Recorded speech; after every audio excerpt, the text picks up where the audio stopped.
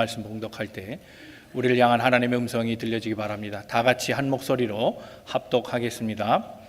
하나님이 세상을 이처럼 사랑하사 독생자를 주셨으니 이는 그를 믿는 자마다 멸망하지 않고 영생을 얻게 하려 하심이라. 하나님이 그 아들을 세상에 보내신 것은 세상을 심판하려 하심이 아니요 그로 말미암아 세상이 구원을 받게 하려 하심이라. 아멘. 만남의 대행진 시리즈 설교 시간 오늘 네 번째입니다. 주께서 우리에게 그렇게 말씀하셨습니다. 너희는 사람 낚는 어부가 되라. 마태복음 4장 19절에 그렇게 말씀하셨습니다. 사람 낚는 어부가 된다는 것은 다른 말로 하면 전도인이 되는 겁니다. 전도는 총체적인 작업입니다.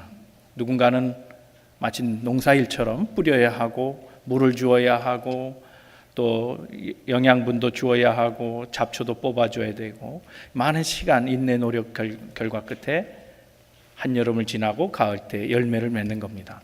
전도는 그와 같은 일입니다. 혼자서 하는 사역이 아니라 공동의 사역입니다. 말씀이 계속될 때마다 우리의 전도 열매가 무르익어가기를 바랍니다. 그래서 우리 교회가 영혼 구원하는 교회로 우리 모든 성도들이 사람 낚는 어부의 역할을 잘 감당해서 하나님의 칭찬받는 청지기요 귀한 종들로 다 인정받는 그런 역사가 있게 되기를 주님의 이름으로 축원합니다. 그런데 주의할 것이 있습니다. 뿌리지 않으면 거둘 수 없다는 겁니다. 만삭이 다 된 아내를 둔 남편이 어느 날 갑자기 불이 나게 시동을 겁니다. 아내가 통증이 온 겁니다. 큰일 났습니다. 걱정하는 마음으로 병원으로 이송해 갔습니다. 의사가 자기 아내를 받아들이고 그리고 그는 밖에서 기다리고 있었습니다. 얼마를 지나서 이제 의사가 나왔습니다.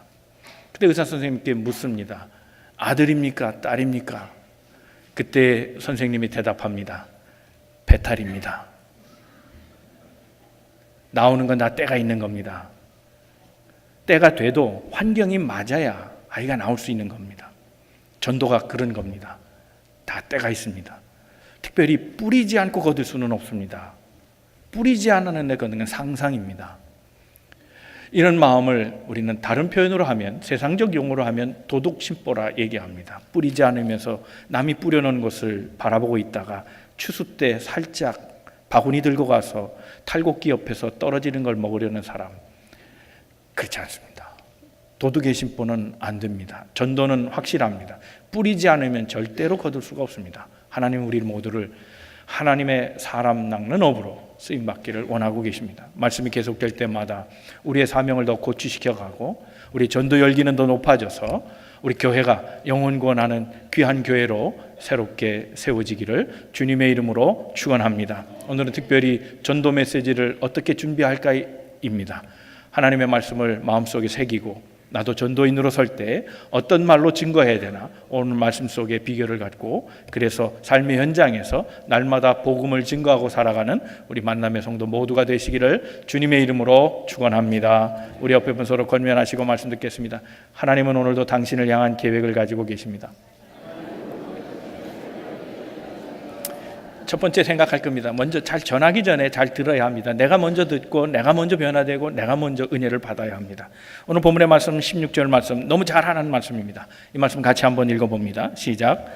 하나님이 세상을 이처럼 사랑하사 독생자를 주셨으니 이는 그를 믿는 자마다 멸망하지 않고 영생을 얻게 하려 하심이라 그랬습니다. 자, 이 말씀은 굉장히 간단한 말씀이고 우리가 어려서부터 외운 말씀입니다.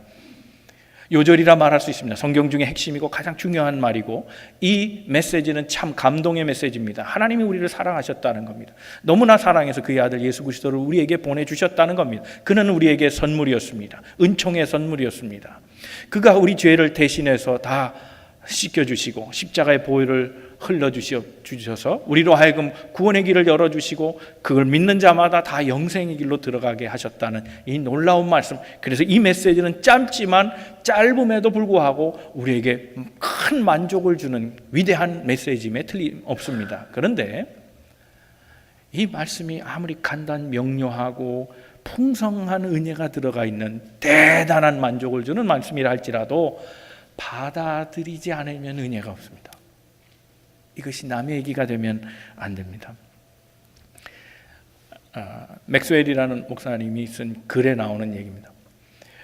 세 아들이 있었습니다. 어머니와 함께 살았는데 부자가 되고 싶었습니다. 그래서 아들 셋이 다 타지로 떠납니다. 아들이 각지에서 다 성공한 사람이 됐습니다. 어느 날 이 아들 셋이 모였답니다. 그래서 자신들이 어머니께 해드린 효에 대해서 설명을 하는 겁니다. 제일 먼저 맏형 큰형이 얘기합니다. 나는 이번에 어머니에게 큰 집을 하나 사드렸다. 둘째가 받아칩니다. 아유, 형님 참 잘하셨습니다. 저도 이번에 어머니에게 벤츠 하나 뽑아드렸습니다. 그리고 운전 못하시니까 기사까지 보내서 어머니 편하시도록 그렇게 제가 효도했습니다. 아, 잘했다. 그때 셋째 아들이 얘기합니다. 저는 어머니에게 앵무새를 선물했습니다. 왜 앵무새냐? 예, 어머니가 눈이 안 좋아서 성경을 읽는 걸 그렇게 좋아하시는데 더 이상 성경을 볼 수 없어서 잘 훈련시킨 앵무새, 몇 장 몇 절 하면 줄줄줄 외우는, 그래서 그 훈련시키느라고 한 달에 10,000불씩 지불하면서 1년 동안 12만 불을 들여서 앵무새를 훈련해서 그래서 어머니에게 보내드렸다는 겁니다. 전화 받으세요. 급한 전화 같은데. 예, 12만 불의 가치가 있습니다. 그랬습니다. 세 아들 다 아들답게 효도했습니다. 얼마 후에 엄마로부터 편지가 날라옵니다. 큰아들에게 편지가 갔습니다. 예, 아들아, 너도 아다시피 난 방 하나면 족한데 내가 거동도 잘 못하는데 다른 방이 무슨 소용이 있으며 이거 청소하는 데 너무 힘들다. 도로 물려가라. 둘째 아들에게 편지를 씁니다. 야, 아들아, 내가 잘 안 다니는 거 알지 않냐? 몸도 안 좋은데 내가 어딜 그렇게 혼자 다니니? 나 이 벤츠 필요 없다. 그리고 추신, 그 운전기사 너무 마음에 안 든다. 딱 써놨어요. 셋째 아들로부터 이제 아들에게 또 편지가 갔습니다. 어머니로부터 편지가 왔습니다. 셋째 아들에게 어머니가 사뭇 다른 어투로 글을 썼습니다. 예, 아들아, 참 고맙다. 어찌 그리 내 마음을 잘 아니? 보내준 닭 잘 먹었다. 이렇게 썼습니다.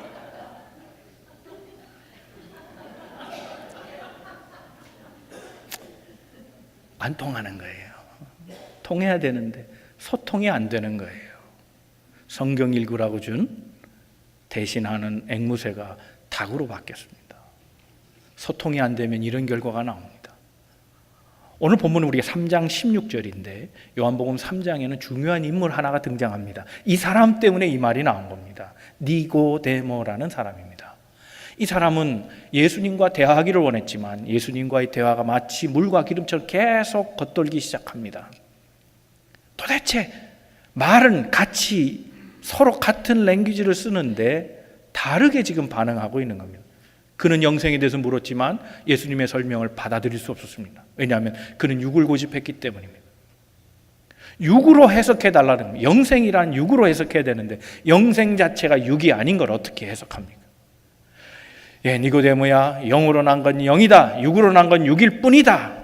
사람이 거듭나지 않으면, 다시 태어나지 않으면 영생할 수 없다. 그렇게 주님은 설명해 주셨습니다. 육으로 영을 해석을 하려고 하니 도대체 머리에 들어오지 않는 겁니다. 이해할 수가 없었습니다. 그 육을 버려야 합니다. 그 육이 뭡니까? 자기의 지식, 자기 경험, 자기의 판단입니다. 그걸 내려놓지 않으면 주님의 말씀을 그가 받아들일 수 없었던 겁니다. 여러분, 보이지 않는 고릴라라는 실험이 있습니다. 이게 심리학 용어입니다. 보이지 않는 고릴라, 이 실험의 내용은 이런 겁니다. 2개의 그룹을 나눴습니다. 그리고 그들이 관찰하게 했습니다. 무엇을 관찰하게 했는가 하면 농구 코트에다가 두 팀으로 나눠서 하나는 흰색 셔츠를 입고 하나는 검은색 셔츠를 입고 그리고 농구 시합을 하게 합니다. 그리고 두 실험 군락을 나누어서 그래서 두 집단을 다른 요구를 합니다. A 집단에게 너희는 하얀색 셔츠의 사람들이 그 경기 내내 몇 번 패스를 하는지 쉬어라는 거예요. 그걸 카운트해라. 또 다른 B 집단에게 또 명령을 줍니다. 너희는 검은색 셔츠를 입고 뛰어다니는 사람들이 몇 번 동료에게 패스하는지 그걸 카운트하라는 겁니다.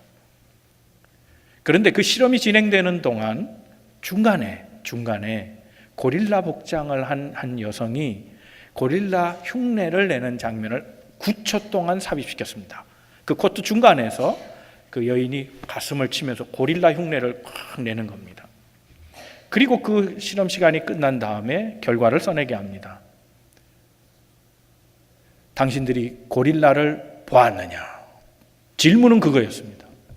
그랬는데 무려 58%가 고릴라를 보지 못했다는 겁니다. 이유는 그들이 처음 받은 명령, 패스를 몇 번 했냐, 그거에 집중하느라고 고릴라를 못 봤다는 겁니다. 그들에게 다시 비디오를 리플레이 해줬습니다. 그랬더니 스스로 놀라는 겁니다. 아니, 저렇게 9초 동안, 짧은 시간도 아니고 고릴라 흉내를 그곳에서 내고 있었는데 우리가 못 봤다니 참 우리가 한심하네. 그렇게 서로들 얘기했다는 겁니다. 그런데 이와 같이 고릴라를 보지 못하는, 자기 일에 쫓기고 자기 중심으로 보고 자기 생각만 하고 자기의 관점에서만 보려는 사람들의 경향이 높은 관리인 집단에 있었다는 걸 이 보고서가 얘기합니다.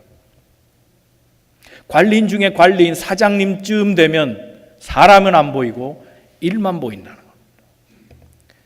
그래서 이런 현상을 한글로 하면 좀 이상합니다. 네자로 만들었는데 부주의맹입니다.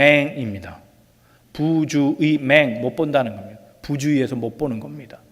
영어로 하면 inattentional blindness입니다. 주의력이 없어서 보지 못하는 겁니다.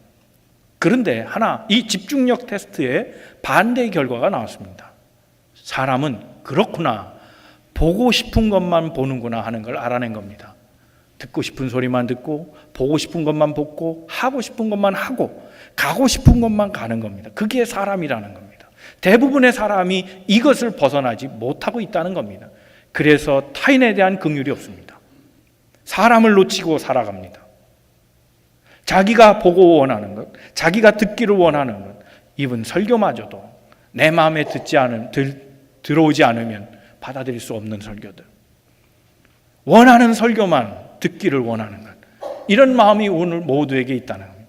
니고데모는 영생이 궁금해서 찾아왔지만 그가 원하는 대답만 해주기를 원했습니다. 어떻게 하면 이 육신의 몸으로 죽지 않고 살아가느냐, 그런 방법은 없습니다. 사람은 다시 태어나야 하는 겁니다. 이것을 우리는 둘째 사망의 이론과 연결시켜 얘기할 수 있습니다. 한 번 태어난 사람은 두 번 죽는다 그랬습니다. 하나는 몸이 죽습니다. 그리고 영이 죽는 겁니다. 그러나 거듭난 사람에겐 죽음은 딱 한 번, 육의 죽음밖에 없습니다. 그것이 오늘 우리가 영생을 소유한 사람들의 삶의 고백이고 믿음입니다. 거듭나면 영생하리라 하는 겁니다. 니고데모는 이걸 알았어야 했습니다. 자신의 생각과 자신의 판단과 자신의 지식을 내려놓고 말씀 그대로를, 너무나도 간단하고 너무나도 풍성한 말씀, 너무나도 만족스러운 위대한 말씀을 그대로 마음에 두어야 했습니다. 어떻게 하면 이 말씀을, 내 육적인 가치들을 다 내려놓고, 편견과 원칙들을 내려놓고 그것을 받아들일 수 있을까요? 에릭 바이헨마이어라는 사람이 있습니다. 이 사람은 태어나기로는 건강한 사람으로 태어났지만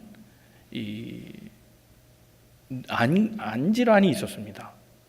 그래서 이게 퇴행성 무슨 질환인데 정확한 건 제가 복잡해서 잘 못 알아듣겠고, 그래서 13살 때 점점 시력이 퇴화돼서 아예 안 보이게 됐습니다. 그런데 그는 2001년 5월 25일 날 맹인으로서 처음 에베레스트 산에 도달합니다. 정상에 도달했습니다. 전문가들, 전문 산악인들도 약 90%가 실패하는 그 에베레스트 산. 1953년 이후로 165명이 등산하다가 전문 산악인이 사망한 그 기록을 가지고 있는 에베레스트 산을 눈이 문제가 있는 사람이 올라가 성공했다는 겁니다. 기자들이 물었습니다. 인터뷰 기사에 이렇게 나옵니다. 당신 어떻게 그 산 꼭대기에 올라갈 수 있었습니까? 에베레스트 산 쉽지 않은 산인데 당신의 비결을 알려주십시오. 네, 간단합니다. 제 앞에 사람의 배낭에 달려있는 종소리를 듣고 갔습니다. 그 방울소리, 딸랑딸랑하는 소리, 그 소리로 듣고 갔다는 겁니다. 또 제 뒤에는 제 길을 파주는 사람이 있었습니다. 에릭, 왼쪽 아니야, 오른쪽이야, 오른쪽 아니야, 왼쪽이야. 길을 잡아주는 사람, 내 뒤에 있었으면 나는 그 사람의 음성을 듣고 갔습니다. 종 소리를 듣고 그의 뒤에 사람의 음성을 듣고 나는 그 음성만 듣고 한 걸음 한 걸음 걸음을 올려 마지막 에베레스트 정상에 올라설 수 있었습니다 라고 그렇게 얘기했습니다. 어쩌면 우리 인생은 등산과 같습니다. 오르막이 있으면 내리막도 있습니다. 다른 표현으로 하면 우리 인생의 길 자체가 미지의 세계를 가는 나그네 길이요 여행길입니다. 어떻게 하면 순항할 수 있고 순탄하게 길을 걸어갈 수 있고 순하게 역경 없이 고난도 이겨내면서 등정할 수 있겠습니까? 하나님의 말씀에 귀 기울여야 합니다. 그 말씀을 그대로 받아들여야 합니다.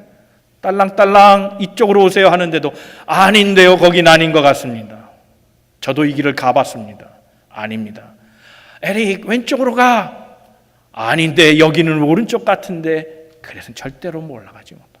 하나님의 말씀은 우리 삶을 인도해 주는 나침반과 같습니다. 하나님의 말씀은 우리 삶의 지침서입니다. 주님의 말씀은 우리의 등불입니다.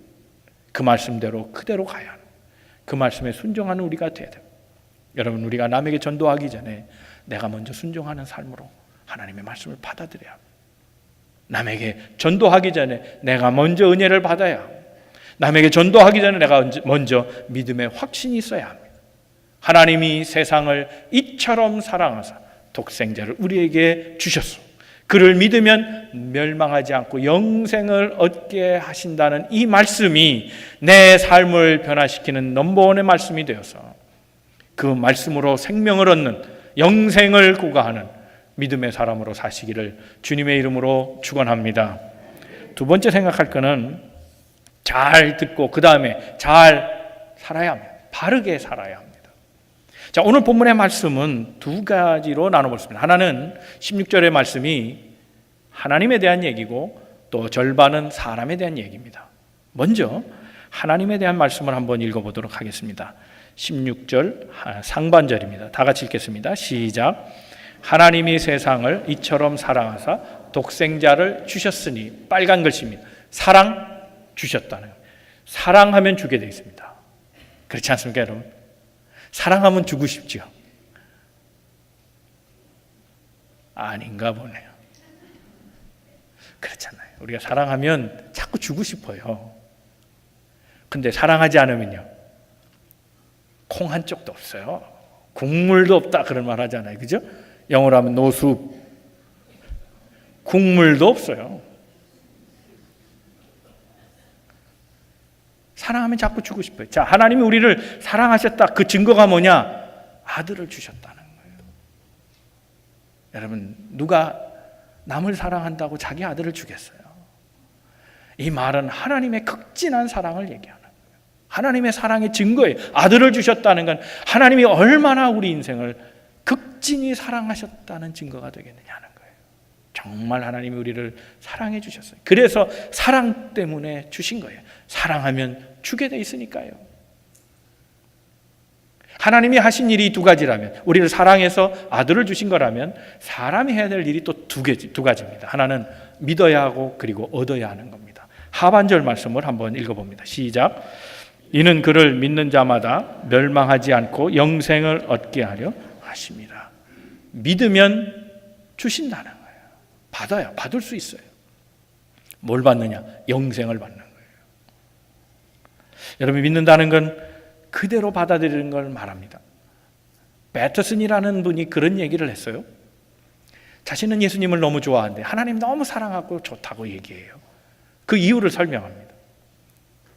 하나님이 우리처럼 됐기 때문에 그래서 하나님을 사랑한다는 거예요. 그는, 예수 그리스도는 어머니 그 마리아의 자궁보다 작게 오셨다는 거예요. 이게 감사하대요. 여자의 자궁보다 작으니. 그는 많은 사람을 돌보아주는 전능하신 하나님이심에도 불구하고 어린아이의 모습을 보이셔서 어머니가 케어받도록, 어머니의 케어를 받도록 그렇게 자라나셨다는 것, 그게 감사하대요. 왜 그러느냐? 그렇게 돌봄을 받으신 연약한 존재이기 때문에 돌봄이 필요한 우리 인생을 너무나 잘 아는 위대한 대제사장이 되실 수 있었다는 거예요. 그는 우리와 똑같이 되셨기 때문에 우리 인간의 연약함과 부족함과 우리의 실수와 허물, 모든 죄가를 다 아시는 분이기 때문에 그 하나님이 우리와 함께 하신 사실이 얼마나 감사한가. 그래서 나는 예수를 믿는다 그랬어요. 저는 미국 처음 와서 세탁소 일을 했습니다. 사장으로가 아니라 종업원으로 일했습니다. 한 1년 반, 긴 시간은 아니지만 제가 배깅도 시작해서 배깅으로부터 뭐 프레서하고 뭐 스파팅하고 뭐 등등 하면서 처음에는 제가 왜 이렇게 살아야 되는가? 난 목사인데 노동을 한 번도 안 해봤는데 어떤 분이 제 손이 참 곱대요. 이유가 있어요. 이거 일 안 해본 손이에요. 그러나 제게 감사한 일이 있어요. 이민자의 삶을 요만큼은 알게 됐거든. 만약에 그 시간마저 없었다면 저는 아마 이민자의 삶을 다 모르고 모르는 가운데 좋은 설교라고 했을 거예요. 그러나 우리 성도들의 삶을 조금이라도 이해할 수 있었던 것. 그래서 성도들이 마음에 있고 성도들이 좋은 이유는 내가 그것을 경험해봤기 때문이에요. 하나님이 그걸 아셨어요. 사람이 되셨어요. 우리처럼 되셨어요. 그것을 그대로 받아들이는 게 믿음입니다. 믿는다는 건 자기의 조건과 자기의 기준과 그 잣대를 버리는 겁니다. 어떤 어린아이가 아버지에게 나이를 물어봤어요. 아버지, 나이가 몇 살이세요? 몇 살이세요? 그 말도 기분 나쁘지만 내 나이를 모르고 있다는 것에 더 화가 나는 겁니다. 밥만 비슷하게 하는 아들. 그런데 내 나이도 정작 모르니 섭섭한 겁니다. 야, 너는 어떻게 된 게 아버지 나이도 몰라 이 녀석아. 10살이나 처먹은 놈이. 야단쳤습니다. 그러니까 이 아들이 받아칩니다. 아빠 내 나이 모르잖아. 12살이야. 그랬다. 자기 얘기만 하는 거예요. 자기 기준으로만 보는 거예요. 자기도 아들을 모르면서 아들 보고 나를 알라고 말하는 것. 그게 인간의 에고예요. 이기심, 자기중심. 그걸 내려놓지 않으면 그대로 받아들일 수 없어요. 예수를 믿는 거지 예수를 아는 존재가 아니에요. 그가 하나님의 아들이셨다는 걸 아는 것, 그가 이 땅에 우리 몸으로 가지고 오셨다는 것, 공생애를 지나셨다는 것, 사람을 치유하시고 회복시키시고 말씀을 전하시고 후에는 인류의 모든 죄를 대신해서 십자가를 지고 가셨다는 것을 아는 게 중요한 게 아니라 바로 그러한 예수님이 내 삶의 구주시라는 것, 그걸 믿는 게 중요하다. 요한복음 1장 12절 말씀에 이렇게 말씀합니다. 영접하는 자, 곧 그 이름을 믿는 자들에게는 하나님의 자녀가 되는 권세를 주셨다고 말씀하십니다. 영접하는 자 누굽니까? 그를 믿는 자예요. 영접은 곧 믿는 거예요. 받아들인다는 걸 믿는 거예요. 믿음은 들음에서 나고 들음은 하나님의 말씀에서 난다 그랬어요. 하나님에서 나오는 모든 말씀, 그것으로 인해 내가 믿게 되는 거예요. 내가 믿는다고 생각하지 마십시오. 내가 믿는다라고 할 때 내 기준이 들어가고 내 평가가 들어가고 내 잣대가 들어가야 돼요. 내가 믿는 게 아니라 하나님의 은혜로 믿어져야 하는 거예요. 그대로 받아들이는 거예요. 우리는 대개 이 믿음이 나로 인해 시작되는 걸로 생각할 때가 많아요. I believe, no, I believe가 아닙니다. 하나님이 믿게 하실 때 그 은혜로 내가 믿어지는 겁니다. 믿음을 구하십시오. 예수 그리스도의 선물 되심을 내 마음속에 받아들일 때, 그대로 믿을 때 그 믿음은 내 안에서 역사하고 영생의 축복을 누리게 하시는 겁니다. 우리에게 선물로 주신 예수 그리스도를 믿음으로 받아들이고 영원한 구원의 축복을 누리고 살아가는 우리 만남의 성도들 다 되시기를 주님의 이름으로 축원합니다. 마지막 세 번째는 이제 전도 메시지를 전해야 하는데 내 간증으로 만들어 가십시오. 나의 간증은 곧 전도 메시지입니다. 말씀드린 대로 우리는 성경을 많이 알아야 전도를 잘하는 것으로 착각할 때가 있습니다. 또 말을 잘해야 전도가 효과적이라고 생각하는 분들이 있습니다. 여러분 기억하십시오. 전도는 절대로 말 잘하거나 지식이 있어서 되는 게 아닙니다. 이건 성령이 함께 해야 하는 겁니다. 영혼을 구원하는 일은 성령의 역사가 아니면 되지 않는 일입니다. 혼자 하는 사역도 물론 아닙니다. 그래서 말 잘하는 사람이 전도하는 것도 아니고 지식이 많은 사람이 전도하는 것도 아닙니다. 성경을 줄줄 외워서 되는 것도 분명 아닙니다. 이것을 이해하시기 위해서 지난번에 나는 복음의 증인이다 그 시리즈 편을 참조하시면 되겠습니다. 전도는 함께하는 사역일 뿐입니다. 성령의 도우심을 구하고 함께하는 겁니다.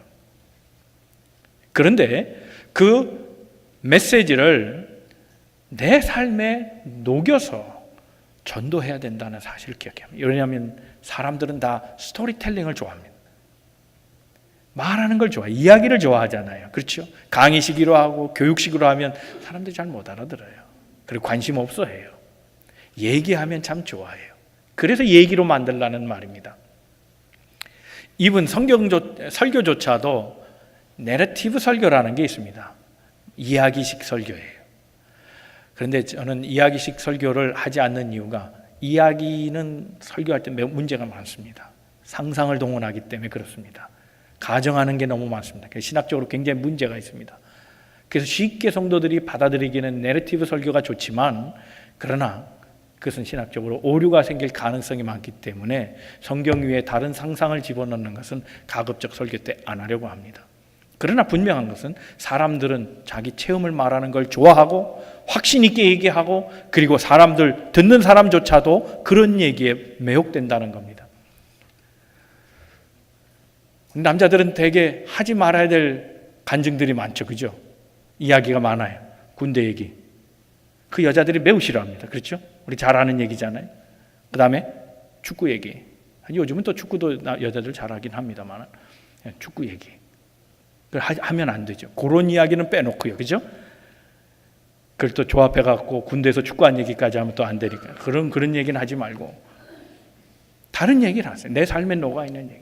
사람이요 군대 갔다 온 얘기하는 사람들 보면 신나잖아요. 나는 무슨 특수부대 있었어. 나는 우리 땡크를 몰았는데 뭐 등등 해갖고 마치 보초 쓰다가 총 한 방 쏜 것 같고 적군이 막 수십 명이 죽었다는 뭐 이런 얘기부터 시작해서 뭐 추위에 고생하고 뭐 전방에서 뭐 보초를 쓸 때 어땠고 뭐 이런 얘기들 하면 하루 온종일 해도 모자라요. 근데 다른 사람 그런 얘기 군대 얘기 들으면 싫어하잖아요.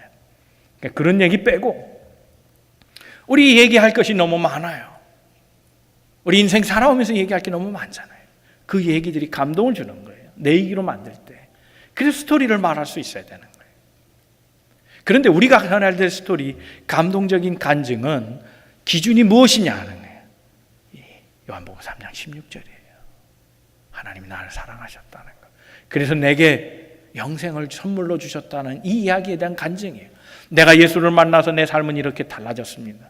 내가 만남의 교회를 다니면서 나는 삶은 이렇게 변했습니다. 나는 내 친구의 전도를 통해서 나는 이렇게 변화된 그리스도인이 되었습니다. 하나님의 말씀이 나를 이렇게 바꾸어 놨습니다. 기도할 때 나는 이렇게 달라졌습니다. 주님의 말씀을 공부하면서 내 삶은 변했습니다. 그 간증, 변화된 간증, 성숙되어간 삶의 모습을 간증 말씀으로 전해줄 때 효과가 있는 거예요. 거기에 3장 16절 이 말씀이 기준이 되어서 하나님이 나를 사랑하시 이렇게 변화시켜 주셨는데 이제 하나님이 당신도 사랑하십니다. 당신의 삶도 변화가 될 겁니다. 영생을 선물로 얻게 될 것입니다. 증거하는 겁니다. 이 말씀이 들어가야 합니다. 어느 로켓 개발자가요, 과학자가 신기술을 개발해냈답니다. 이 신기술이 너무나 획기적인 거라서 어떤 큰 회사에서 그 기술을 사고 그를 아예 임원으로 앉히고 그래서 고용을 했습니다. 그가 할 일은 각 지점을 돌아다니면서 강의를 하는 겁니다. 그 신기술에 대한 걸 교육을 시키는 일을 맡았습니다. 회사에서 리무진을 하나 주고 또 기사로 누굴 하나 붙여줬습니다. 이 운전기사와 하루 일주일에 5일 동안 계속 순회하면서 같이 다니게 되니까 먹고 자고 있는 걸 같이 하니 아주 친해졌습니다. 어느 날 운전기사가 얘기합니다. 선생님 강의를 제가 매일 듣다 보니까 다 외웠다는 거예요. 다 맨날 똑같은 얘기를 하니까 다 외워서 이제 안다는 거예요. 그런데 선생님은 강의를 하면 돈을 많이 벌고 나는 운전해서 조금밖에 못 벌고 그게 뭔가 불만스러운 얘기를 하다라는 거예요. 그러니까 그 과학자가 얘기합니다. 그러면 다음번엔 당신이 한번 해보시죠. 그렇게 제안을 하니까 이 운전기사가 거절을 안 하네. 그럼 제가 하죠. 또 그렇게 됐습니다. 그래서 그 다음 강연에는 이 과학자가 운전을 하고 기사 복장을 하고 운전을 하고 이 운전기사가 강연복을 딱 입고 턱시도 딱 입고 가서 강연을 한 겁니다. 똑같이 했어요. 그대로 하도 많이 들었으니까 다 아는 거예요. 그대로 했어요. 기립박수까지 받았습니다. 그리고 끝난 줄 알았는데 사회자가 잠깐 앉으세요. 잠깐 앉으세요. 혹시 질문이신 분 손 한번 들으십시오. 그런 어떤 사람이 질문을 했는데 과학도가 질문한 거니 이 사람이 알아들을 리가 없는 겁니다. 질문조차 이해가 안 되는 겁니다. 근데 태연스럽게 얘기하는 겁니다. 그 질문은 내가 들어본 질문 가운데 가장 멍청한 질문이요. 그런 정도의 답이라면 우리 기사도 할 줄 알아. 기사 나오세요.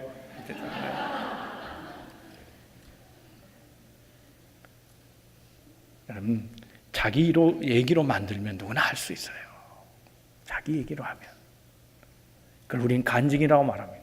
여러분의 부탁드릴 것은 이제 우리가 전도를 구체적으로 해 나가는 시기가 이제 점점 다가오는데 작정하고 함께 기도하고 전도할 때에 자기의 언어로 한 3분 정도 또는 1분, 최소한 1분이라도 그 복음을 설명할 수 있는 간증을 한번 써보세요. 그걸 마음에 간직하다가 전도 대상자를 만나면 그 사람의 복음의 메시지를 전하세요. 하나님 사랑이십니다. 저도 그 사랑 때문에 변화됐고 이제 당신도 사랑을 받을 타임입니다. 하나님 당신을 기다리십니다. 당신 사랑하십니다. 당신을 원하고 계십니다. 그 메시지를 전해줄 수 있어야 합니다. 여러분, 우리가 복음을 왜 전해야 되나? 이 시점에서 다시 한번 묻는다면 이렇게 대답할 수 있습니다. 우리가 먼저 복음을 누군가로부터 전해 받았다는 것입니다. 그렇지 않아요? 우리가 아버지로부터 받았든 어머니로부터 받았든 친척으로 받았든 친구로부터 받았든 동네 어떤 어른으로부터 전도를 받았든 우리 다 전도를 받은 사람 아닙니까? 받은 사람이기 때문에 전도해야 하는 겁니다. 우리 나 은혜의 빚진 자들, 누군가의 수고로 나는 예수를 알게 된 겁니다. 그렇다면 우리도 누군가에게 복음의 증인으로 서야 합니다. 또 하나의 이유가 있다면 복음이 우리를 부르셨습니다. 하나님이 우리를 소명을 갖게 하시고 사명자로 세우셨어요. 복음을 증거하라고 하신 거예요. 가서 너희는 모든 족속으로 제자를 삼아 아버지와 아들과 성령 이름으로 세례를 주고 제자 만드는 일을 우리에게 부탁하셨어요. 복음을 전하라고 말씀하셨어요. 때를 얻든지 못 얻든지 너는 말씀을 증거하라고 주님께서 우리에게 부탁하셨다는 거예요. 그래서 그 당위성이 우리를 있게 하는 겁니다. 사랑하는 성도 여러분, 이 메시지는 복잡한 얘기가 아닙니다. 우리의 간증입니다. 나를 구원하신 예수님에 대한 스토리입니다. 이것을 우리는 전해야 합니다. 마지막으로 생각할 것은 이것이 곧 하나님의 마음이라는 걸 알아요. 우리로 하여금 많은 사람들에게 우리의 간증, 전도 메시지를 전하는 것, 이것이 주님의 뜻이라는 것을 기억해야 합니다. 17절의 말씀입니다. 17절 말씀 다 같이 읽겠습니다. 시작. 세상을 심판하려 하심이 아니요 그로 말미암아 세상이 구원받게 하려 하심이라. 사랑하는 성도 여러분, 이제 전도 대상자를 위해서 개인적으로 또는 가정적으로 그 명단을 서로 쉐어하시고 기도해 주시기 바랍니다. 동산에 모일 때마다 기도해 주시기 바랍니다. 저는 오늘 아침에 우리가 전도 헌신 작정서를 통해서 전도하기를 원하는 사람이 137명인 것을 오늘 알았습니다. 아마 오늘 더 늘어나겠죠. 마음에 소원이 좀 있었어요. 조금 아쉽더라고요. 일부 예배 때 그 광고를 딱 보는 순간 저게 공이 왜 하나도 안 붙었지 그 생각이 들었어요. 1370은 돼야 100은 건지지 않겠어요? 137명이면 13명 정도 될까요? 좀 부끄럽지 않을까 싶어요. 우리가 전도 열매를 맺는 건 다 하나님의 뜻인다 할지라도 작정하고 기도하는 거는 얼마든지 더 할 수 있잖아요. 더 쏟아내세요. 전도는 자기 힘으로 하는 거 아니고요. 함께하는 사역이라 그랬잖아요. 누군가가 뿌리면 누군가는 물을 주고 또 어떤 사람은 잡초를 뽑아주고 또 어떤 사람은 영양분을 먹이고 또 자연의 도움이 있잖아요. 햇빛도 돕고 비도 돕고 새들도 돕고 다 합력해서 선을 이루는 것인데, 전도에 마음을 같이 하고 함께 기도하고 동살 모임 때마다 기도하고 초원별로 기도하고 중보기도팀 명단 잡고 기도하고, 그래서 함께하는 사역으로 누군가는 작정하고 누군가는 초청하고 누군가는 이끌어주고 사랑을 베풀어주고, 이런 공동의 작업을 통해서 우리 교회가 정말 불신자들이 구원받는 그런 역사들을 만들어내기를 바랍니다. 전도는 다 하시잖아요. 이걸 왜 만남의 대행진이라는 걸 이렇게 사람을 힘들게 하나, 이런 생각하지 마시고, 이런 기회를 주니 너무 감사하다. 우리가 마음을 합해 전도할 수 있게 되었으니 너무 고마운 일이다. 내 인생에 가장 중요한 타임을 여기고 내가 가장 소중하게 생각하는 사람들, 내 가족으로부터 해서 내 친구들, 나를 아는 지인들, 그 소중한 사람들이 구원받게 되기 위해서 힘쓰고 애쓰는 우리 모든 성도들 되시기 바랍니다. 이런 마음으로 연합하여 기도하고 수고할 때 하나님은 우리와 함께 하시고 우리에게 힘을 주시되 그들 모두에게, 전도 대상자 모두에게 영생의 축복을 허락해 주시리라 믿습니다. 하나님이 자랑스러워하는 우리 만남의 전도대원들 다 되시기를 주님의 이름으로 축원합니다.